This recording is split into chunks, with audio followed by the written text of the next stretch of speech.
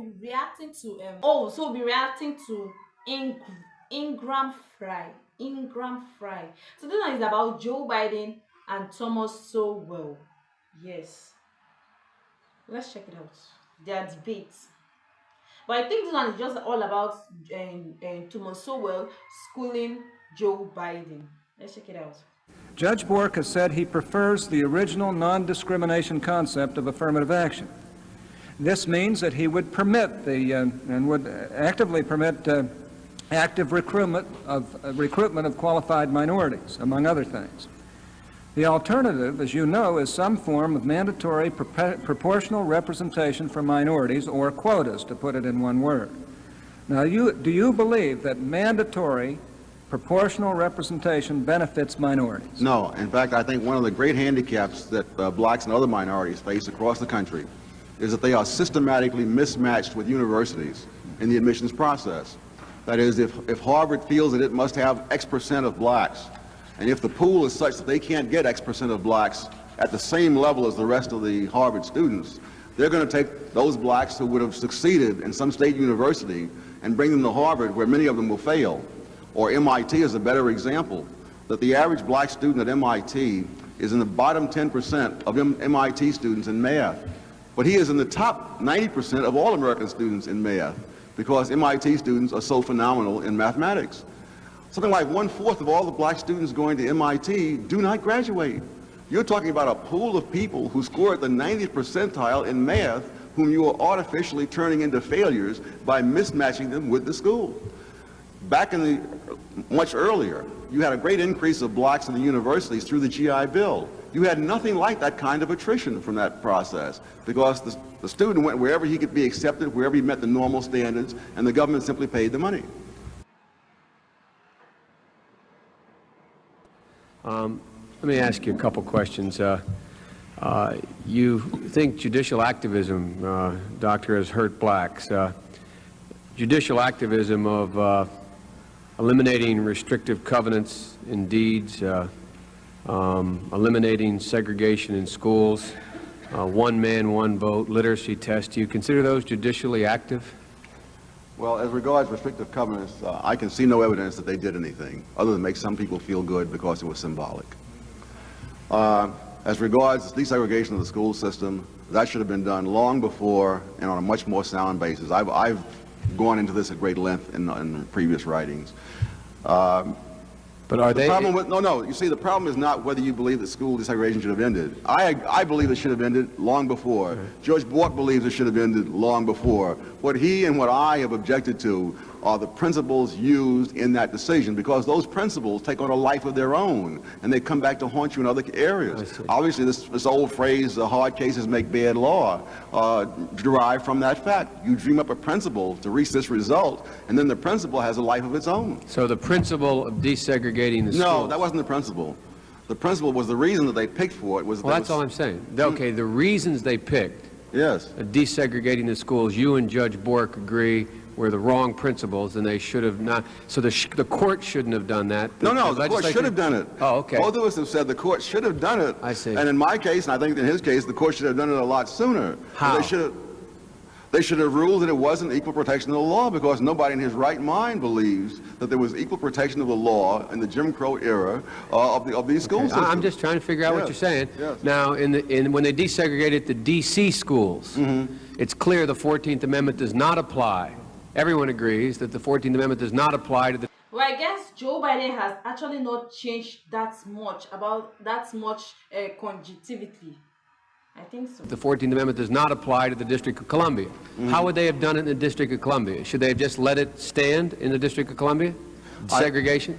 No, in fact, Senator, it's interesting that you say that, because I've gotten the first thing I ever wrote on a public issue was in November 13th, 1950, in the Washington Star, in which I argued for the desegregation of the D.C. school system. So that on what principle? I had not studied nearly as much then as I have 37 years later, and so I hadn't worked it out. Nor do I think that I would want to work it out on the run in front of a large group of lawyers at this very moment in the time that's available. Well, how about literacy test?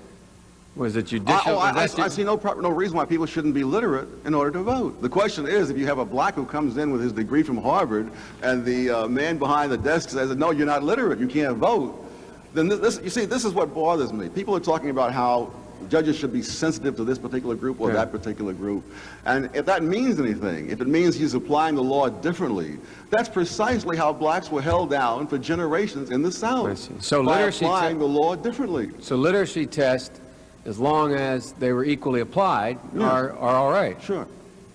So I thought you thought. Now, I also want to clarify. I gather from your comments about MIT and Harvard that you don't think there's enough blacks out there who are qualified to fill the number of vacancies allotted for them in those schools. Is that right? Is that what you're saying? Well, the word qualified is misleading. Well, the question is whether or not they are like the other students at Harvard and MIT. Well, okay. Well, so there's not... So they may be perfectly qualified. This same student might go through, God help us, I hope there's nobody here from Illinois, Illinois Institute of Technology and do well. But there's no reason why he should fail at MIT. There's no prestige in flunking out of the Ivy League. I got it. So, but my point is, you believe there are not enough black women and men out there that are the same as white women and men to be able to go through Harvard and MIT. If there were, it would mean that the whole... Guys, you think Joe Biden really understands what Thomas Sowell is saying? There's no reason why he should fail at MIT. There's no prestige in flunking out of the Ivy League. I got it. So, but my point is, you believe there are not enough black women and men out there that are the same as white women and men to be able to go through Harvard and MIT. If there were, it would mean that the whole history of oppression had done no harm whatever. Well, so the answer is you don't think there are. I just want to figure out what you're saying. It's not a question of what I think. It's a factual matter. So factually, you're saying factually there are not enough. Factually, this study's already been done by Clickguard at Harvard, and the figures are all there. Anyone can look them up. Okay. No, I just want to hear from you. I want to know what you're thinking. Have you read all of Judge Bork's cases or any of them? Have you read all of his writings? I haven't read all of them, but I've been reading them for more than 20 years because I used to teach antitrust economics. Now, are you part of what they call the law and economics school? You know that? Would you consider yourself part of that school? There's nothing wrong with that. It's not a bad school. I just want to know where you are. When I sit down to write, Senator, I don't ask what my label is. I don't check my identification tag to see what I am. But I did. One of my books did win a prize as the best book in law and economics in 1980. Yeah, no, but I mean, there is a... What I would actually say is that God bless Thomas Sowell, not only for his clarity of thought and vision, but because he never wavered. Like, gosh, as he aged, he never got mushy, never transitioned into wanting to be loved as so many at his age right now. That's why so many conservative justice start to render opinions that no longer support the law, but instead support being nice. Like,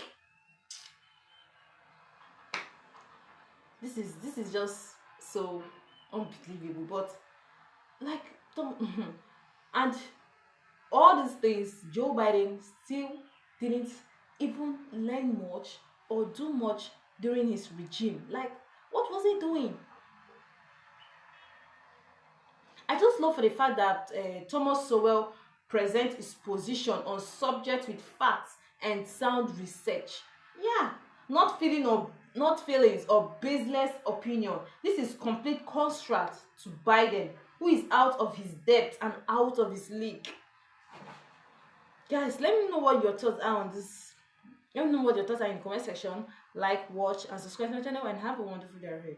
Bye bye.